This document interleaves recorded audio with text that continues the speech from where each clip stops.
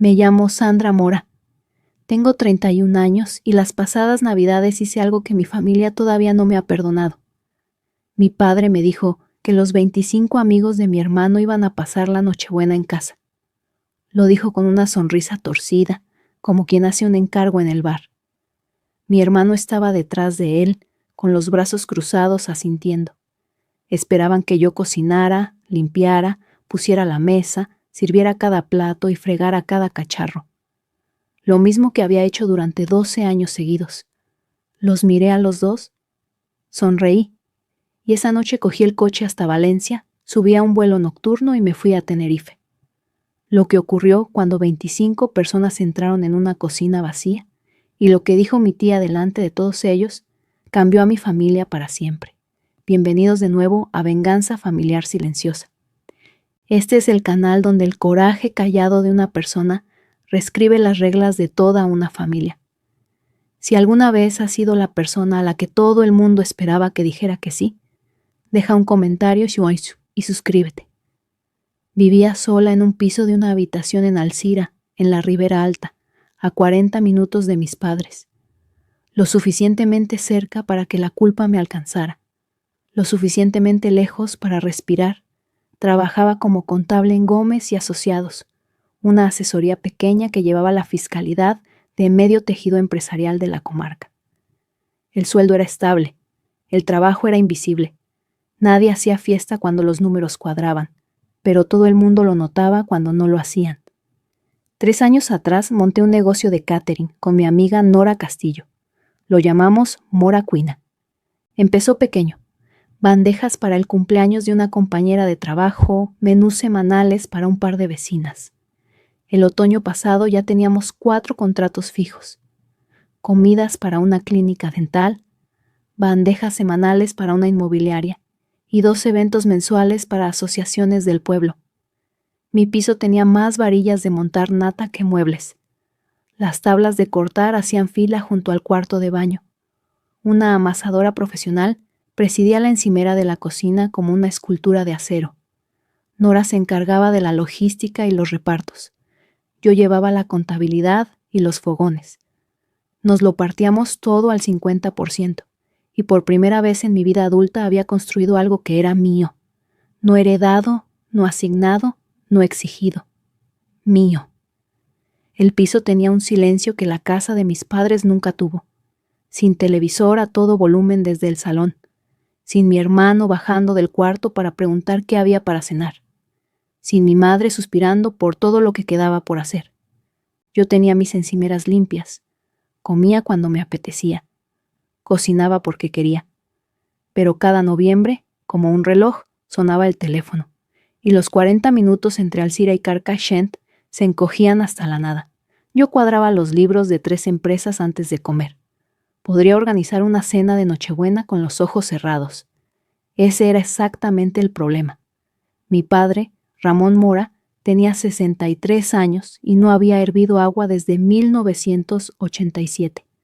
Se había jubilado anticipadamente de la cooperativa citrícola de Carcaixent después de 26 años como encargado de almacén, y llenaba las horas vacías con el sillón, el mando a distancia y opiniones sobre cómo debían emplear el tiempo los demás.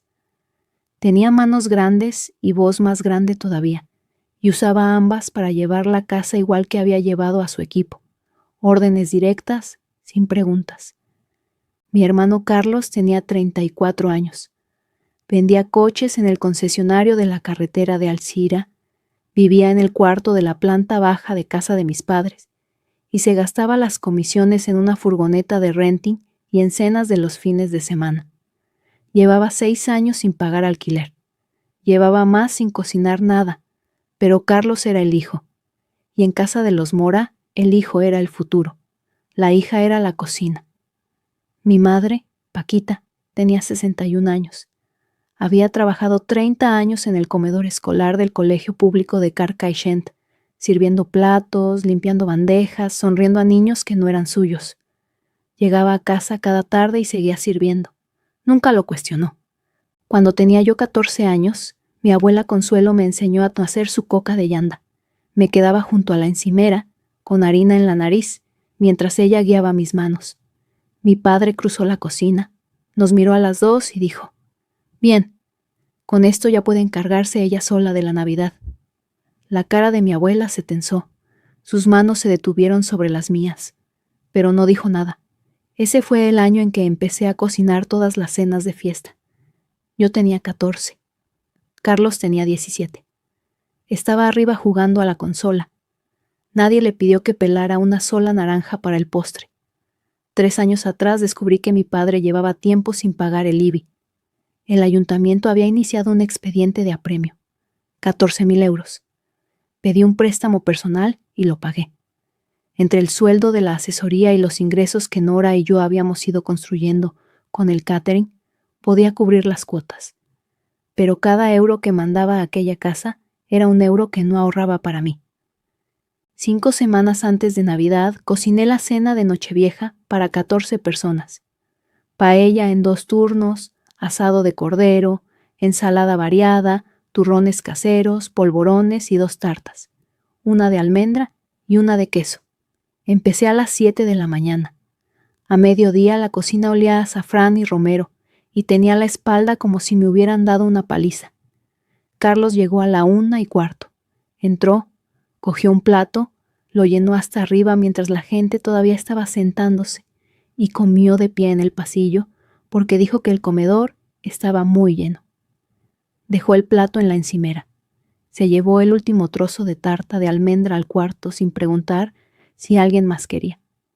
Cuando mi padre se levantó a la cabecera de la mesa, levantó la copa y dijo: «Gracias a todos por venir a nuestra casa.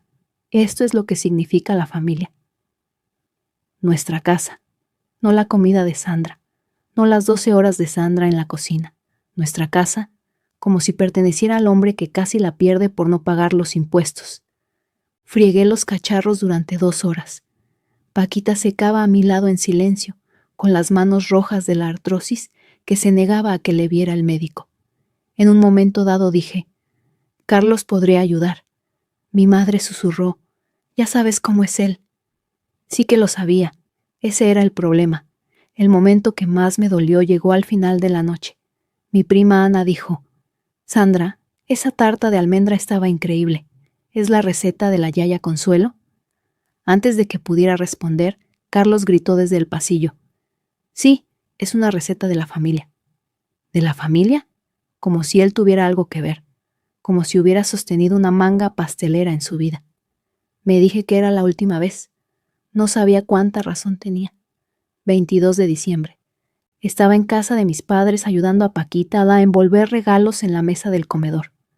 Papel de regalo, lazos, una pila de cajas. Carlos se había comprado una camiseta de marca y le había pedido a Paquita que la envolviera para que pareciera un regalo de otro. Ella lo hizo sin pestañear. Se abrió la puerta de la calle. Mi padre entró desde el salón, Carlos justo detrás, los dos con esa sonrisa. Mi padre se apoyó en el quicio y dijo: «Sandy, los amigos de tu hermano van a pasar la Nochebuena aquí».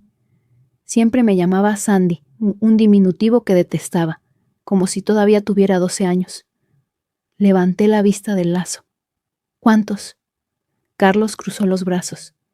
«Unos 25. Alguno puede traer pareja, así que, ya sabes».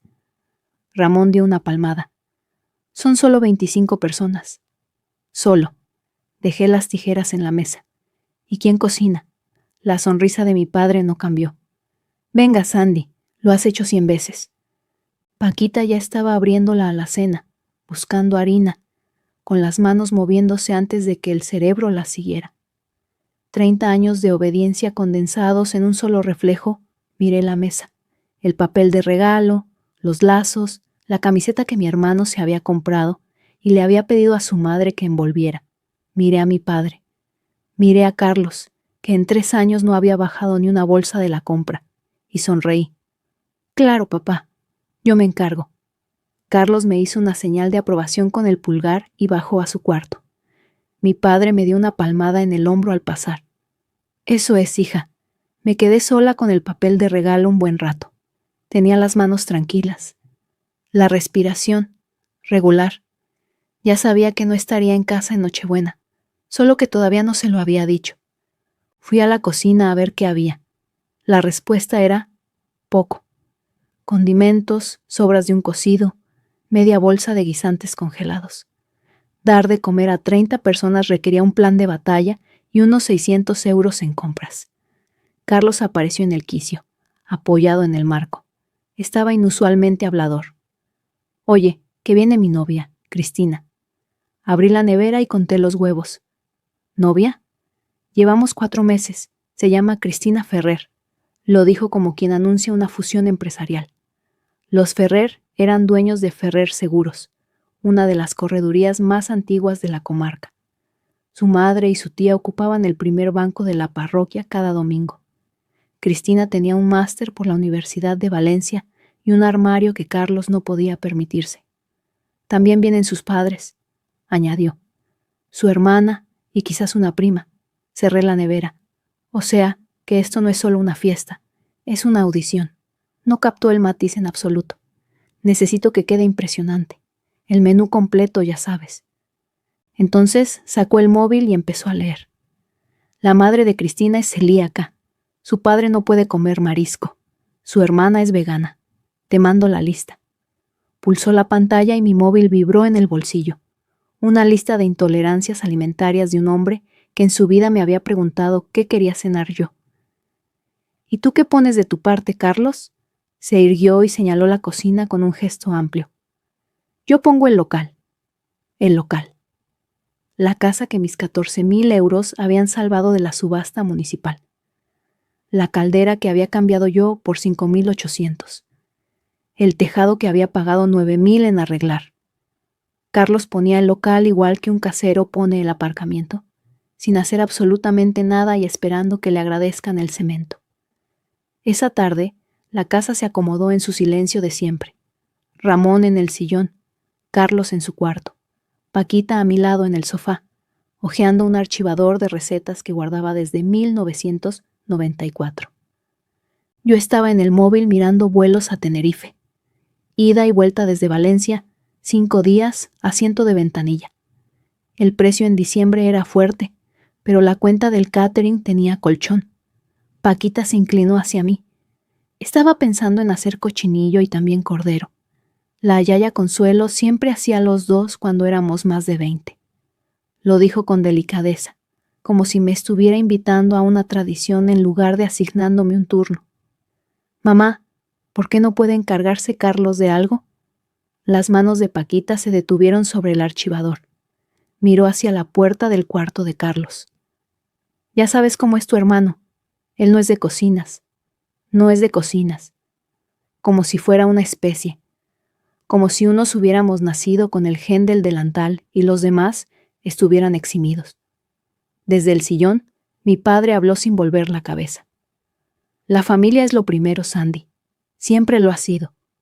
Lo miré. El hombre que no me había llamado en 3 meses hasta que necesitó que cocinara algo.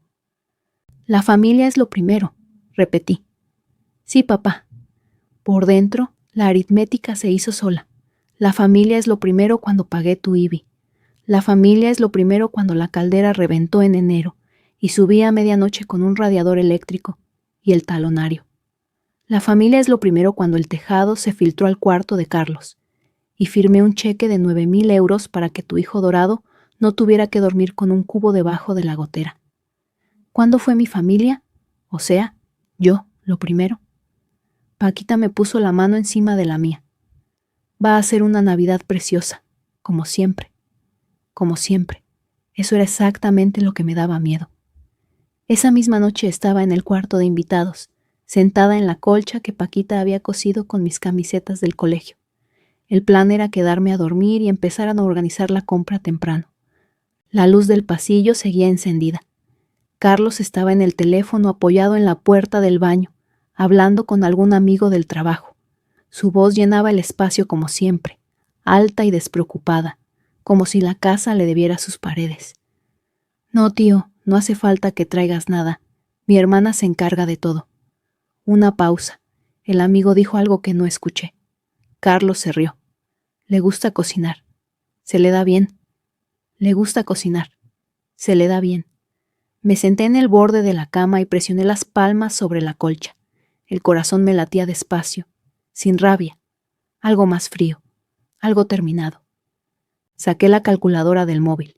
Escribí 14,000 de atrasos del IBI, 5,800 de caldera, 9,000 de tejado, 28,800 euros en pagos directos para que esta casa siguiera en pie, sin contar la compra, sin contar la gasolina, sin contar 12 años de Nochebuena, Nochevieja, Pascua, San Juan, el cumpleaños de Carlos, el cumpleaños de papá, el cumpleaños de mamá y todas las llamadas de última hora de algún primo pidiéndote que traigas algo.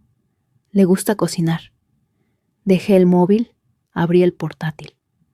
Vuelo Valencia a Tenerife, 24 de diciembre, nocturno con salida a la 1 de la madrugada, 390 euros. Introduje el número de la tarjeta, confirmé la compra, cerré el portátil, me eché en la colcha y miré el techo que yo había pagado para que no se hundiera. Carlos seguía de broma en el pasillo. Sonaba feliz. No tenía ni idea de lo que se avecinaba. Mañana del 23 de diciembre. Fui al Mercadona de Carcaixent. No para la fiesta. Cogí un paquete de café molido y una novela de bolsillo para el vuelo. En la caja me encontré con la señora Amparo, 72 años, permanente plateada. Vivía a 3 portales de mis padres desde antes de que yo naciera. Me puso la mano en el brazo. Ay, hija, he oído lo de la gran reunión de Navidad. Tu padre debe de estar muy orgulloso. Sonreí de la manera en que sonríes a alguien que lo dice con buena intención y no tiene ni idea. Siempre lo está, doña Amparo. Me apretó el brazo y se alejó con su carrito. El domingo estaría en la misa mayor contándole a todo el mundo lo buena familia que eran los Mora. Me pregunté si seguiría pensando lo mismo para entonces. De vuelta en el coche, me sonó el móvil. Nora, oye, Henderson Logistics ha confirmado el evento de empresa del 26. 20 personas, servicio completo. Necesito las bandejas calefactadas y la tabla de trinchar. ¿Puedo recogerlo del garaje de tus padres esta noche? Hice una pausa. Luego dije, ven a las 10, te dejo el garaje abierto. Genial, eres un sol. No estaba haciendo ningún favor. Estaba recuperando mi propiedad. Las bandejas calefactadas, la amasadora industrial, las bandejas de horno, la tabla de trinchar, los contenedores isotérmicos. Todo era de Mora Cuina S.L. Todo lo había comprado con mi dinero, guardado en una sección cerrada del garaje de mis padres, porque en mi piso no cabía. Mi familia usaba ese material en cada fiesta como si formara parte de la casa. Nadie había preguntado nunca de dónde venía. Nadie había preguntado nunca lo que costaba. Nora no me preguntó por qué sonaba tan tranquila. Llevaba suficiente tiempo trabajando conmigo para saber que la calma era mi estado más peligroso. Esa tarde volví a casa de mis padres. Ramón me esperaba en la puerta con un nuevo encargo. Necesito que pases por el ayuntamiento a recoger las mesas plegables. El concejal de fiestas dijo que nos dejan 6. Dejé las llaves en el banco de la entrada. Papá, yo no soy tu jefa de eventos. Me miró como si le hubiera hablado en otro idioma. Luego su cara adoptó la expresión que yo tenía memorizada. Paciencia calculada, decepción leve, como si fuera una niña a la que había que recordarle algo evidente. La familia es lo primero, Sandy. Ahí estaba de nuevo. La frase que me había seguido por cada fiesta, cada cumpleaños, cada cheque de urgencia que había firmado. La familia es lo primero. Solo fluía en una dirección. Carlos pasó por la cocina con una camisa nueva. Azul marino, slim fit, etiqueta todavía colgando del puño. Qué guapo voy a estar mañana. Se lo dijo a su propio reflejo en el microondas. 80 euros en una camisa para impresionar a Cristina Ferrer, sin haber gastado un solo euro en la fiesta que supuestamente era su idea.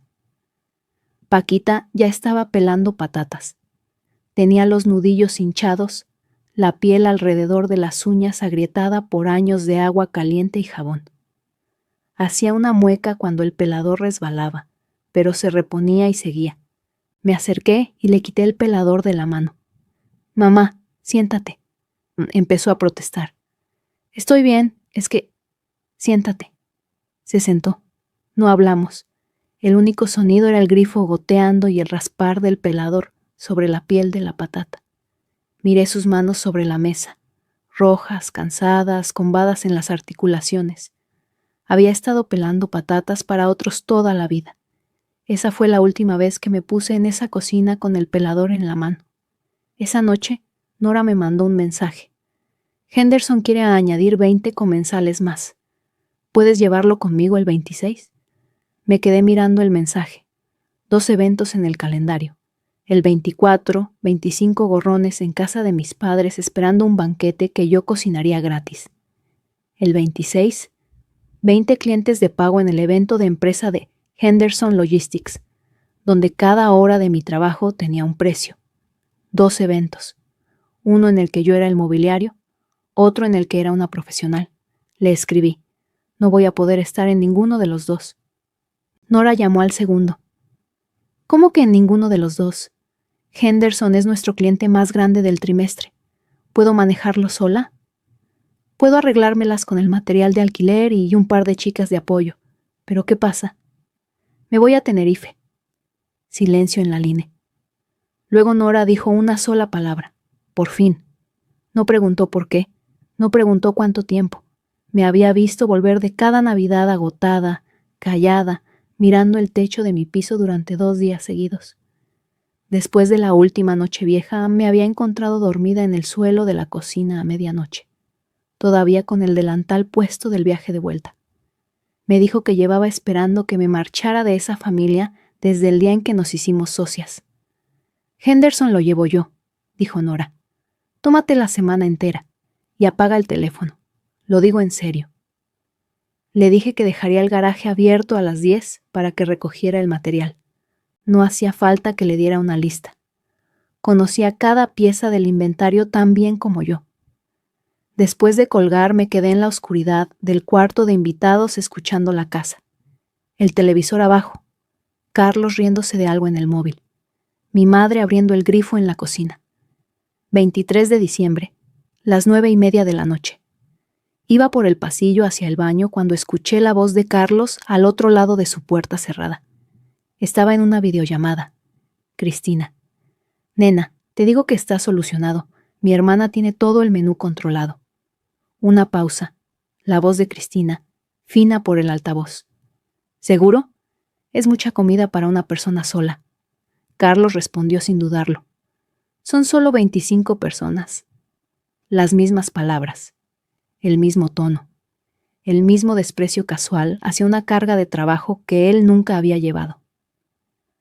Cuando mi padre lo dijo, pensé que era una manía generacional, un hombre de otra época que no sabía mejor.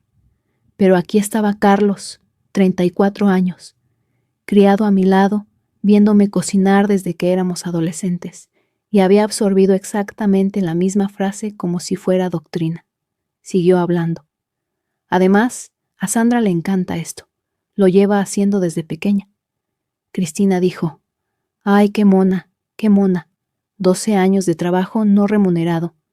28.800 euros en reparaciones de urgencia, jornadas de 14 horas en una cocina que olía a aceite y resentimiento.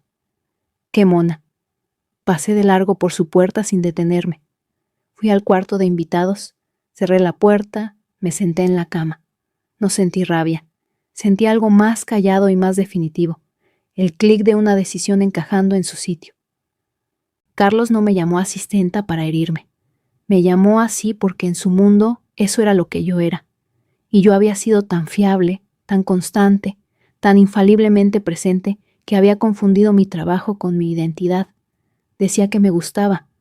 Quizás alguna vez fue así, antes de que se convirtiera en una condena que cumplía cada diciembre sin posibilidad de indulto.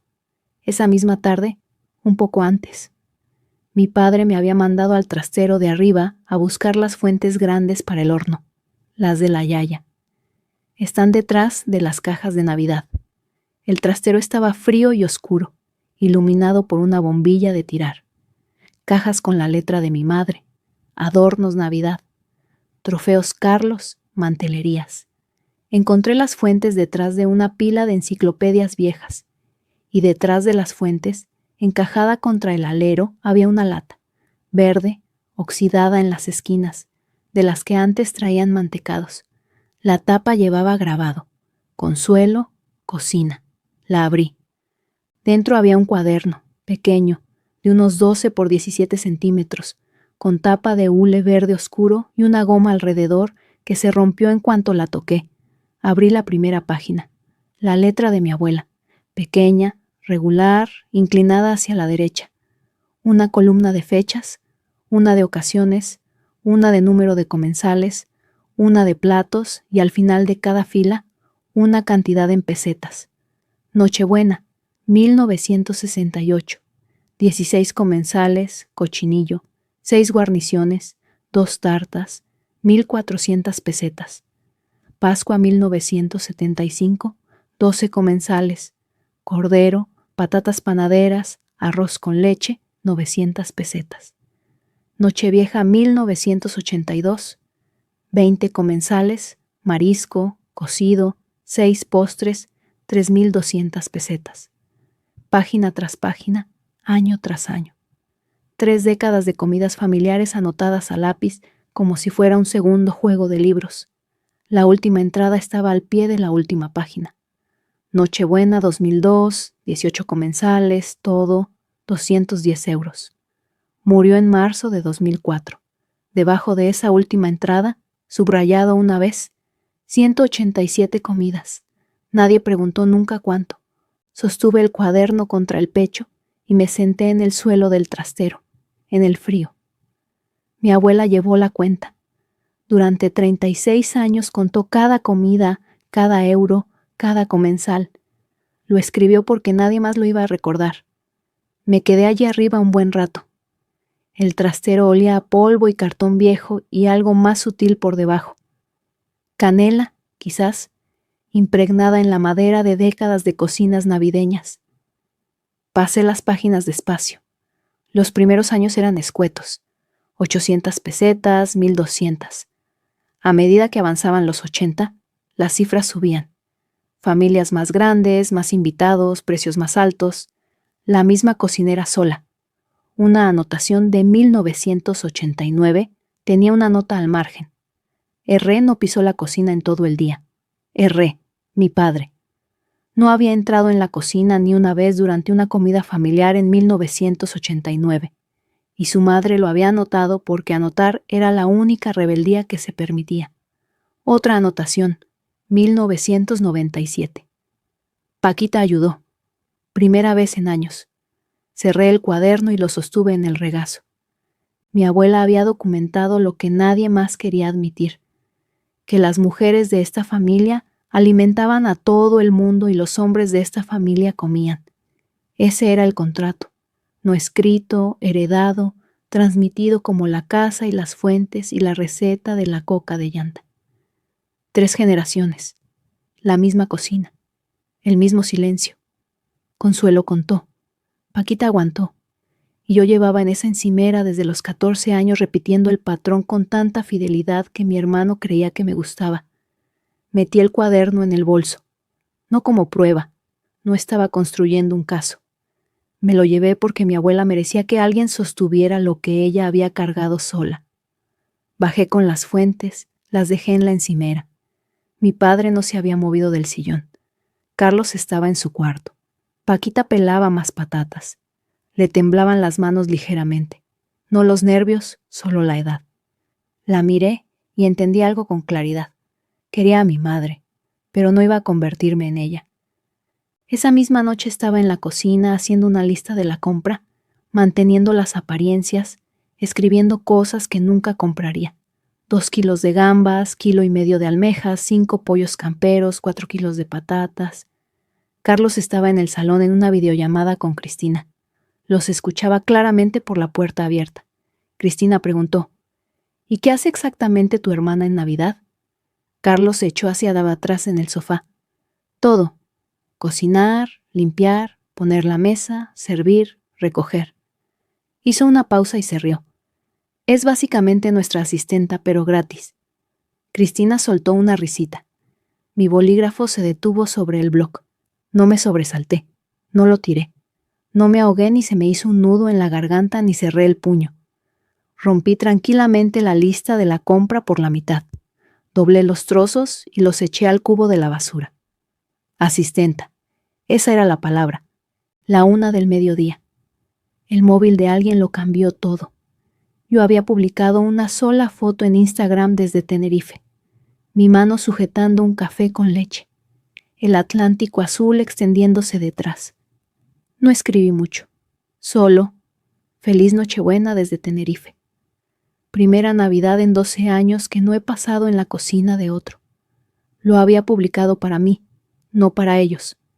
Pero Internet no entiende de intenciones. La amiga de Cristina lo vio primero. Le hizo una captura y le mandó un mensaje. ¿Esa no es la hermana de tu novio? ¿Está en Canarias? ¿No estaba mala o algo? Cristina abrió el móvil, leyó la publicación, la leyó otra vez. Luego le puso la pantalla a Carlos, que estaba de pie junto a la mesa con un plato de cartón. Creía que tu hermana tenía un imprevisto de trabajo. La cara de Carlos se puso blanca. Abrió la boca, pero no salió nada. Emilio Ferrer se inclinó desde detrás de Cristina.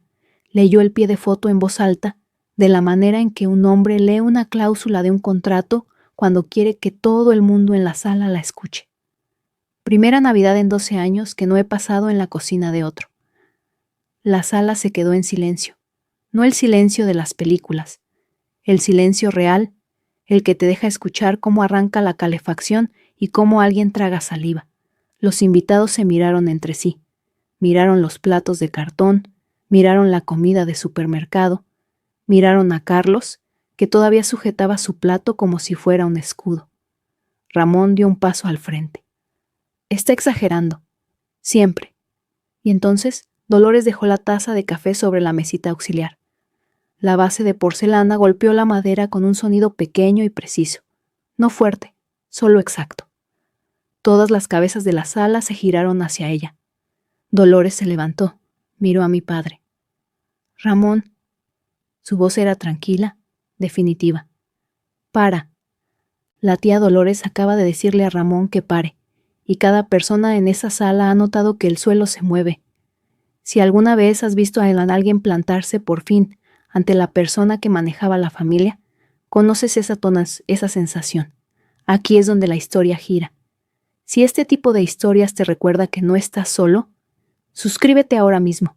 Lo que dice Dolores a continuación se va a quedar contigo. Dolores no gritó. Habló de la manera en que se habla junto a una sepultura, con medida, con deliberación, como si cada palabra hubiera sido pesada antes de salir. Sandra lleva cocinando la cena de Nochebuena de esta familia desde que tenía 19 años. Antes que ella lo hizo vuestra madre, Consuelo, durante 36 años. Antes que ella, nuestra abuela. Miró a su alrededor. 25 invitados, platos de cartón, bandejas de aluminio de usar y tirar. ¿Sabéis lo que parecen 3 generaciones de mujeres cocinando gratis? Metió la mano en el bolso y sacó una hoja doblada, una fotografía de la última página del cuaderno que yo le había mandado la noche anterior. La desplegó y la dejó plana sobre la mesa de centro, donde todo el mundo pudiera ver las columnas de fechas, ocasiones y cantidades escritas a lápiz. Vuestra madre llevó un registro. Cada comida familiar que cocinó entre 1968 y 2002. Cada número de comensales. Cada euro que le habría costado a alguien contratar a una persona para fin hacer lo que ella hacía gratis. Dolores puso un dedo sobre la hoja. 187 comidas. Sandra encontró este cuaderno hace 2 días en el trastero. ¿Sabéis qué había escrito al pie de la última página? Hizo una pausa. La sala estaba quieta. 187 comidas. Nadie preguntó nunca cuánto. María José Ferrer dejó el tenedor en el plato. Emilio Ferrer descruzó los brazos. Un amigo de Carlos miró el suelo. Dolores continuó. Sandra habría sido la comida número 188. Decidió ser la última. Ramón dio un paso adelante. Tenía el cuello rojo. Dolores, esto es un asunto de familia. Dejó de ser un asunto de familia cuando invitaste a 25 personas a comer lo que iba a cocinar tu hija gratis. Lo miró de la manera en que probablemente le miraba cuando eran niños. Hermana mayor, sin impresionarse. Son solo 25 personas, ¿verdad, Ramón? Eso le dijiste. Su voz no subió. 25 personas. Y aquí están. De pie con platos de cartón y pollo de supermercado.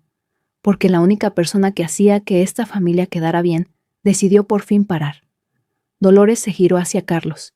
Él seguía junto a la mesa. Su plato de cartón descansaba en el borde como si lo hubiera olvidado. Carlos. Hace 3 años esta casa estaba a 60 días de salir a subasta por deuda con el ayuntamiento. ¿Sabes quién pagó los 14,000 euros para evitarlo? Carlos parpadeó. Eso lo gestionó papá. Sandra lo gestionó. Pidió un préstamo personal y pagó al ayuntamiento. ¿Tu padre no ha devuelto 1 euro? La sala estaba tan quieta que se podría haber escuchado desde Tenerife. Hace 2 años, la caldera. 5,800 euros. Sandra firmó el cheque. El año pasado el tejado se filtró en tu cuarto. 9,000 euros. Sandra. Dolores no miraba notas. Tenía los números igual que yo los tenía, grabados en la memoria por el peso de cargarlos sola. La voz de Ramón salió ronca. Eso fue un acuerdo familiar. ¿Un acuerdo familiar donde una persona paga y los demás fingen que no ha pasado? Dolores miró a los invitados, sin actuar, sin dramatizar. Solo una mujer diciendo hechos en una sala llena de testigos. Mi sobrina ha gastado 28,800 euros manteniendo este techo sobre sus cabezas. Carlos, que vive aquí sin pagar alquiler, que no ha pagado una factura ni ha comprado una bolsa de la compra en 3 años, ha puesto 0. Y hace 2 días, Ramón miró a su hija a los ojos y le dijo que cocinara para 25 personas como si fuera la asistenta. Emilio Ferrer se aclaró la garganta y dobló la servilleta de papel sobre la mesa. El gesto fue pequeño y absoluto. Cristina miraba a Carlos. Carlos tenía la boca abierta pero sin palabras. No sabía lo del dinero, dijo por fin. La respuesta de Dolores fue inmediata. Ese es exactamente el punto. Nunca preguntaste, nunca tuviste que hacerlo. Se giró hacia él y su voz no varió. Le dijiste a tu amigo que a Sandra le gusta cocinar, que se le da bien. Se le da bien, Carlos. Por eso montó un negocio, por eso les cobra a sus clientes, por eso no te debe una cena gratis. Ramón estalló. Estampó las 2 manos sobre la mesa del comedor y los platos de cartón saltaron. ¿Vienes a mi casa el día de Nochebuena a humillarme delante de todo el mundo? Su voz era un bramido. El encargado de almacén que había manejado a hombres el doble de su tamaño, que no había perdido el control de una sala en su vida, perdiendo el control en su propio salón, delante de los amigos de su hijo, de la novia de su hijo y de los padres de ella. Dolores no se movió. Se quedó a 1,5 metros de él con las manos enlazadas delante y dijo: Esta casa estaba a 60 días de dejar de ser tuya, Ramón. Sandra se ocupó de que todavía tengas una puerta que golpear. Ha vuelto a toda la familia en mi contra. Nadie me ha vuelto. Llevo 20 años viéndote hacer esto. Lo que pasa es que nunca había habido 25 testigos. La sala se estaba fragmentando. Los invitados se arrimaban a la puerta. El amigo de Carlos, Dani, cogió su chaqueta de la silla. Los padres de Cristina se levantaron. María José se puso el pañuelo. Ramón apuntó a Dolores con un dedo que le temblaba. Fuera de mi casa. Cuando haya terminado. El dedo se quedó en el aire, pero la voz detrás de él se había quebrado. Dolores estaba tranquila de la manera en que está tranquilo el agua profunda, quieta en la superficie, inamovible por debajo. Ramón podía gritar todo lo que quisiera. Le estaba gritando a una mujer que había abandonado la cocina de esta familia a los 19 años y nunca había mirado atrás. No tenía nada que perder. Él tenía todo que perder y lo estaba perdiendo en tiempo real. Emilio Ferrer se puso de pie y puso la mano en el hombro de Cristina. Nos vamos. Cristina miró a Carlos una última vez. Carlos no pudo sostenerle la mirada. Se fueron sin decir adiós. Paquita estaba sentada en la silla de la cocina. No había hablado en ningún momento. Metió la mano en el bolsillo del delantal, sacó la carta que yo había dejado debajo del salero, La desdobló y la deslizó sobre la mesa hasta Ramón. Él la leyó. La última línea. Quiero a esta familia, pero el querer no es motivo para desaparecer. Los invitados fueron saliendo en grupos pequeños, de la manera en que la gente abandona una sala donde algo se ha roto. Algunos le asintieron a Dolores, otros simplemente se escabulleron. La señora Amparo, la vecina que me había parado en el Mercadona para decirme lo orgulloso que debía de estar mi padre, se detuvo en la puerta y miró a Paquita.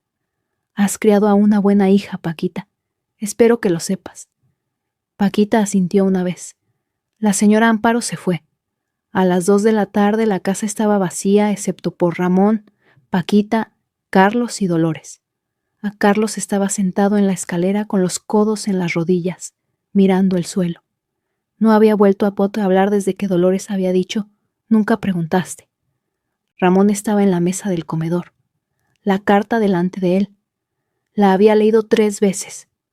Tenía las manos planas sobre la mesa y la mandíbula apretada, pero la rabia había quemado todo su combustible y lo que quedaba era algo más pequeño. No exactamente vergüenza, pero el principio de entender que la vergüenza era la respuesta correcta. El móvil de Paquita vibró. Miró la pantalla. Era un mensaje mío, enviado desde una playa de Tenerife. Feliz Navidad, mamá. La semana que viene te llamo. Estoy bien, no lo siento. No dile a papá que le quiero. No, ¿estáis todos bien? Solo. Estoy bien. Paquita le enseñó el mensaje a Dolores. Dolores asintió. Se levantó, sacudió las migas del abrigo y cogió su caja de mantecados. Me voy a casa. Cuando llame la semana que viene, contestad. Las 2. Miró a Ramón. Y Ramón, la próxima vez que tu hija pague 9,000 euros para que tu techo no se derrumbe, dile gracias. Dolores se fue. La puerta de la calle se cerró. La casa quedó en silencio de una manera en que no había estado en silencio desde hacía años. No la ausencia de ruido, sino la ausencia de alguien dispuesta a llenar el vacío. Pasé la tarde de Nochebuena en una playa de Tenerife.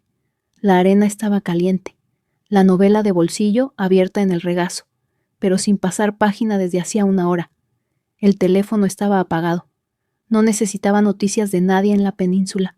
Lo había encendido una vez para mandarle un mensaje a mi madre, y luego lo había vuelto a apagar. El sol se ponía tiñendo el agua de cobre y rosa, y lo miraba de la manera en que miras algo que te has ganado. Pensé en el cuaderno. 187 comidas.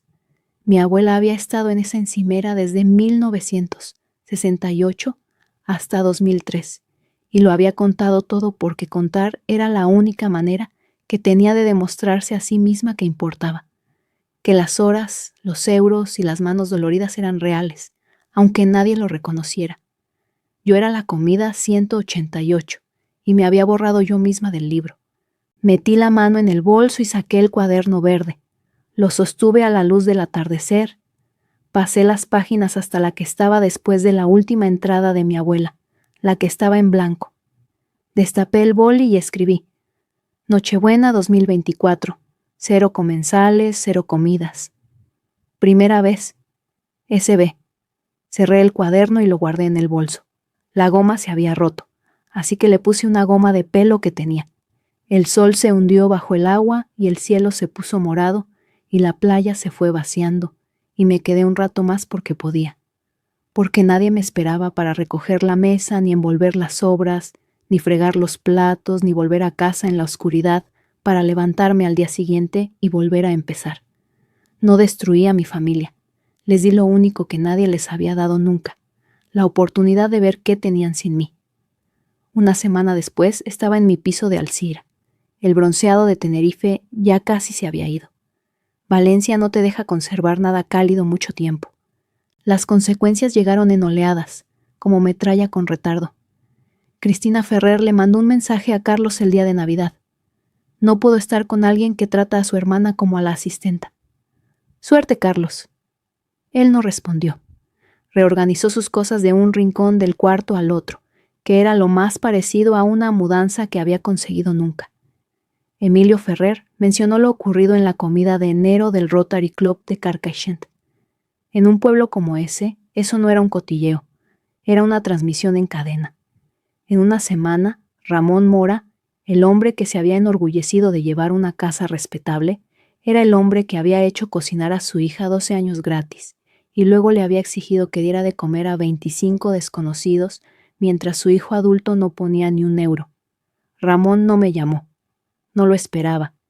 El hombre que no sabía decir gracias no iba a saber decir lo siento. Pero Paquita llamó. Una vez. Breve. Su voz era cuidadosa, de quien ha ensayado algo pero no sabe si llegará al final. He leído la carta, Sandra. Tendría que haber dicho algo hace mucho tiempo. No discutí. No la consolé. Dije, ya lo sé, mamá. Y lo decía en los dos sentidos. Sabía que tendría que haber hablado, y sabía por qué no lo había hecho. Dolores puso en marcha algo inesperado. En el grupo de mujeres de la parroquia de Bocairent hizo una pregunta. ¿Cuántas de ellas habían pasado décadas cocinando comidas familiares sin recibir un gracias? La sala se quedó en silencio y luego no.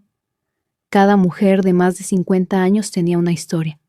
La presidenta de la asociación organizó una comida de Año Nuevo en la que cada plato lo traería alguien que normalmente se quedaba sentado a la mesa, en lugar de estar de pie en la cocina.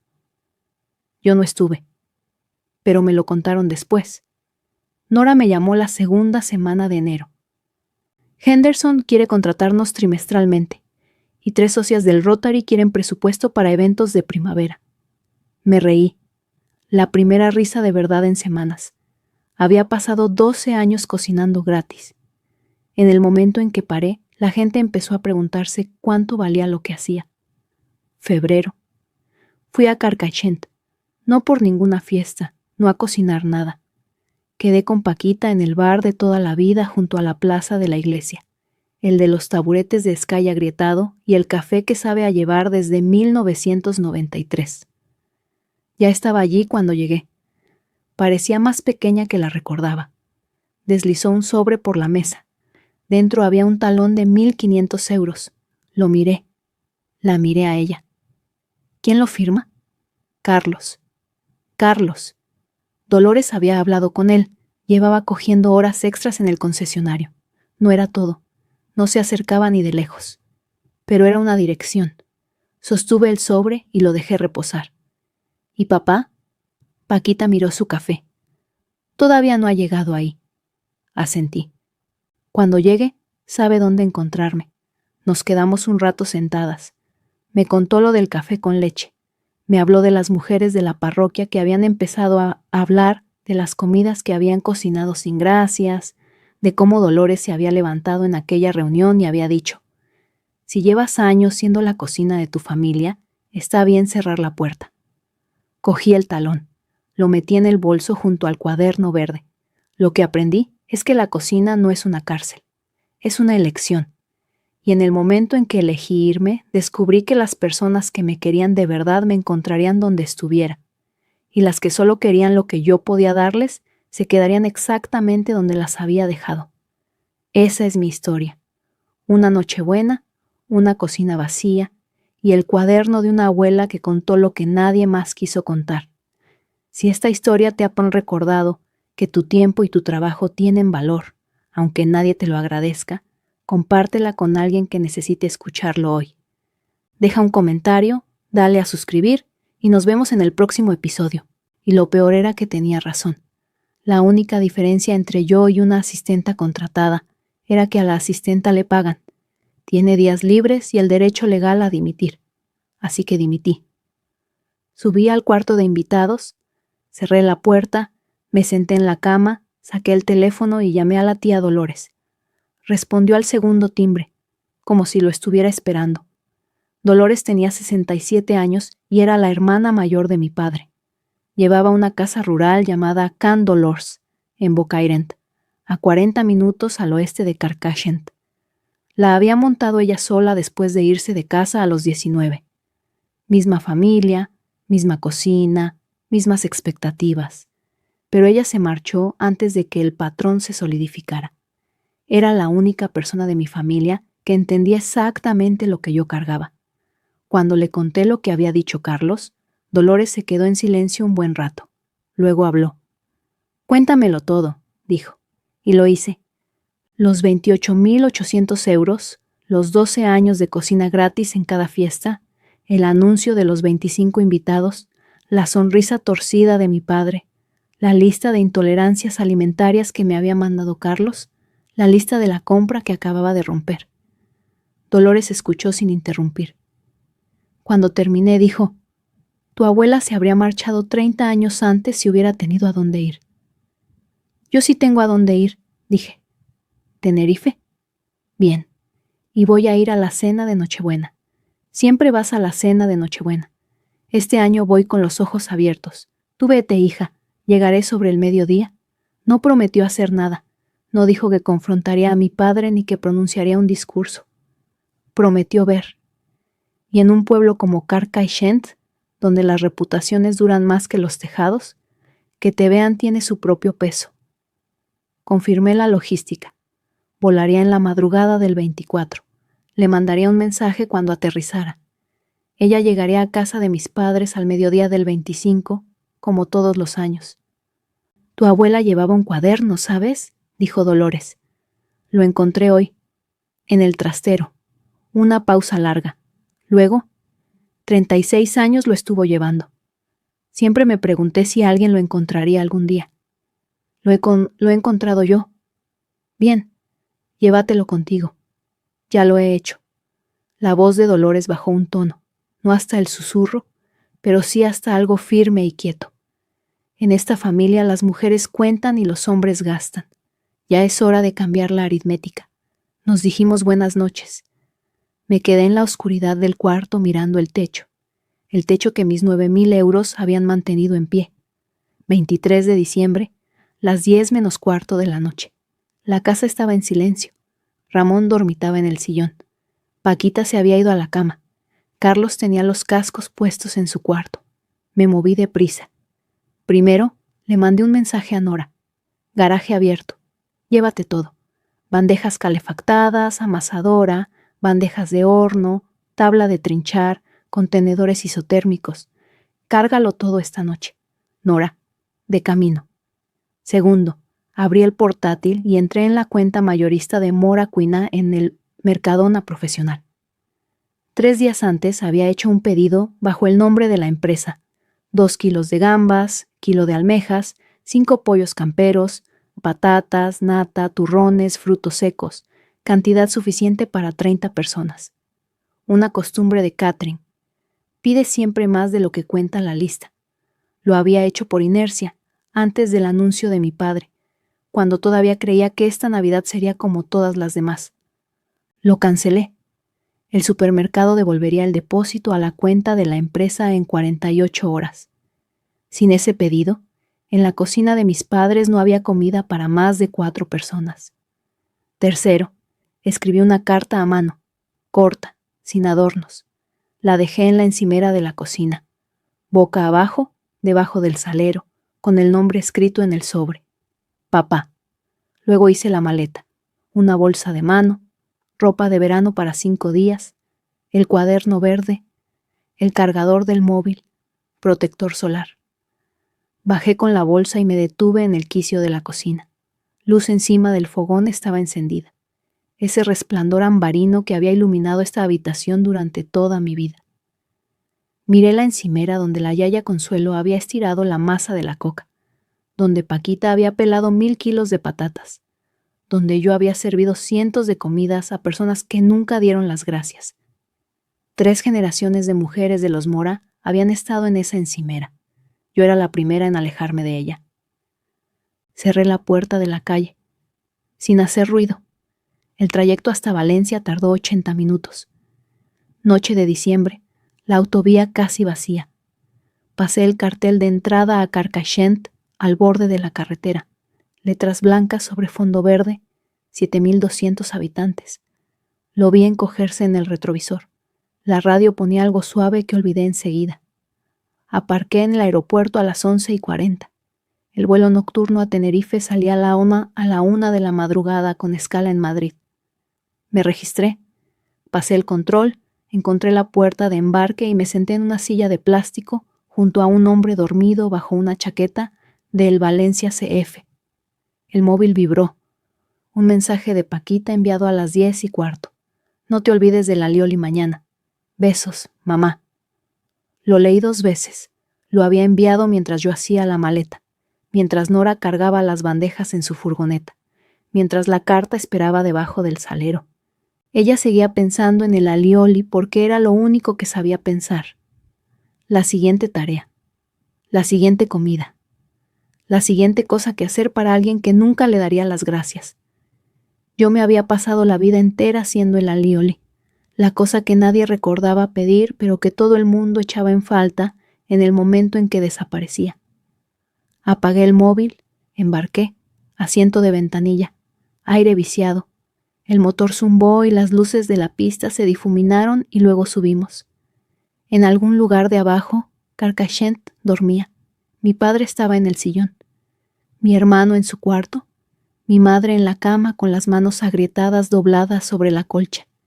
Y yo estaba por encima de todo eso por primera vez en 31 años 24 de diciembre, a media mañana. Aterricé en Tenerife. El aire cálido me dio en la cara en cuanto salí. Sal y flor de tajinaste y calor. Me quité la chaqueta, me detuve al sol y respiré. 24 de diciembre, las 7 de la mañana en la península.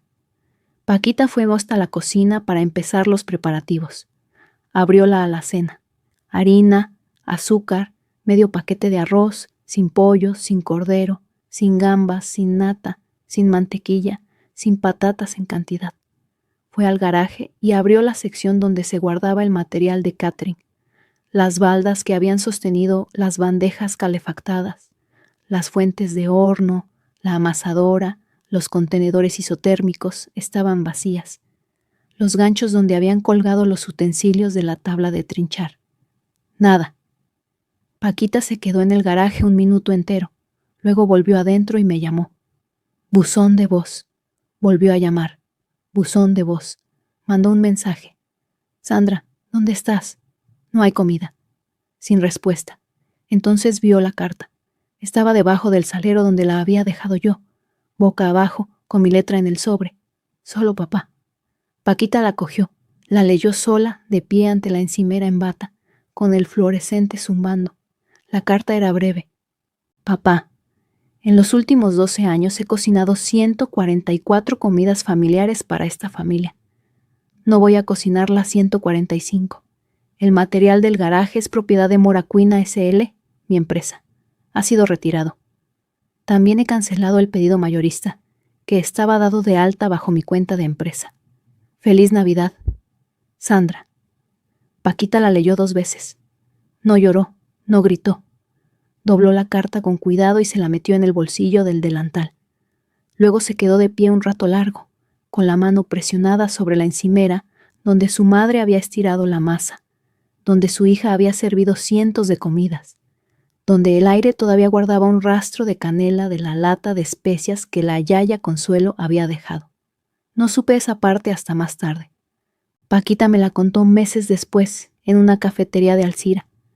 Me dijo que después de leer la carta se sentó en la mesa de la cocina y abrió el cajón de las especias. Dentro había una cajita de madera con las iniciales de mi abuela grabadas a fuego en la tapa. Canela en rama, clavo entero, anís estrellado, cardamomo.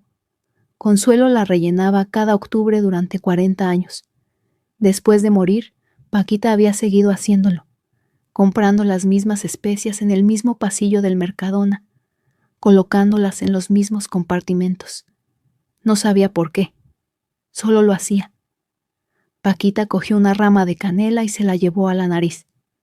Dijo que olía a la mañana de Nochebuena de 1989, cuando ella tenía 25 años y estaba embarazada de Carlos, sentada en la misma mesa, mirando a la yaya Consuelo estirar masa con manos firmes que no temblaban nunca. La yaya la había mirado y le había dicho: «Eres muy buena chica, Paquita, pero no dejes que te hagan demasiado buena». Paquita no lo entendió entonces. Me dijo que ahora sí. Volvió a guardar las especias. Cerró la cajita, se limpió los ojos con el dorso de la mano. Luego fue al cuarto de mis padres y despertó a mi padre. Ramón, Sandra se ha ido. Él parpadeó. ¿Que se ha ido a dónde? Ida. La comida, ida. El material, ido. Ella, ida. Mi padre se incorporó en la cama y la miró como si le hubiera dicho que la casa estaba en llamas. Y en cierto modo, era eso. El fuego era solo del tipo que no se puede ver. No podía oler el humo. Pero cada invitado que cruzara la puerta en 24 horas iba a notar el calor. Ramón entró furioso en la cocina en bata y zapatillas. Abrió la nevera. Huevos, ketchup, sobras de cocido, un tarro de pepinillos. Abrió la alacena. Harina, azúcar, arroz, una caja de galletas rancias. Fue al garaje. Baldas vacías, ganchos vacíos. Volvió y se quedó en el centro de la cocina dando vueltas sobre sí mismo, como un hombre que ha perdido algo que no sabe nombrar. Se quedó en la cocina sosteniendo el auricular, escuchando el mensaje de mi buzón de voz. Soy Sandra. Deja un mensaje. Y me gusta imaginar que esas palabras, ordinarias como eran, le llegaron de una manera distinta a la habitual, porque por primera vez la persona al otro lado del teléfono no estaba disponible, no llegaba tarde, no estaba de camino con la compra, solo había desaparecido. Carlos entró en modo crisis. Cogió las llaves de la furgoneta y fue al Mercadona de Carcaixent, todavía en ropa de deporte y una chaqueta encima del pijama. El responsable de sección, Manolo, estaba reponiendo los lácteos. Carlos le pidió un pedido urgente. Pollos, cordero, mariscos, guarniciones, postres, para 30 personas. Manolo miró el sistema y negó con la cabeza. Anoche cancelaron un pedido mayorista a nombre de Mora Cuina. No puedo recuperar esa cantidad a estas alturas. Es Nochebuena, hijo. Los camiones ya pasaron. Carlos probó las 2 empresas de catering de la comarca, ambas completas hasta Año Nuevo. Una recepcionista se rió cuando preguntó por servicio en el día de Nochebuena. Probó con el reparto online. La primera ventana disponible era el 27 de diciembre. La España rural no se dobla ante el pánico.